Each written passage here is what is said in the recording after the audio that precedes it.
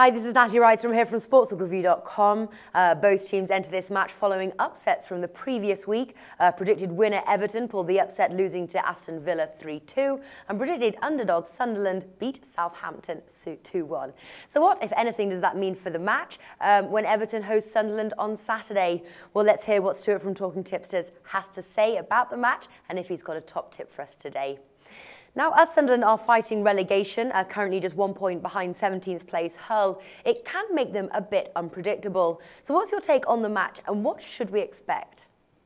Well, I think you're going to be looking to see a Sunderland side that's scrapping for the points that they're going to need to get themselves out of trouble down at the bottom of the league. And then you've got Everton, who are safe, but they're going to want as many points to get as high up the table as possible and try and recoup a little bit of pride because it's not been the best year for them.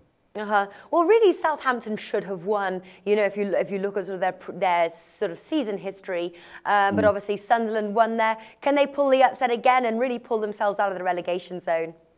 Well, this is the beauty of football, isn't it? You know, in a one-off game, any team can win. But can Sunderland do it twice in a row? I've been accusing them of being shot shy all season. And despite the fact they managed to score 2 in the last game, I still think they're very, very poor at scoring goals. Now, away from home, it's not particularly great either. So I'm personally quite happy to see an Everton winning this one. Yeah.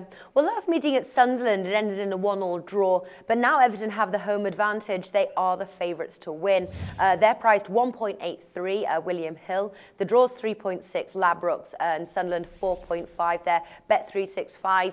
Is this a market that you'd actually put your money on? You said you're looking at the Everton win. Is that enough value there for you to take their play?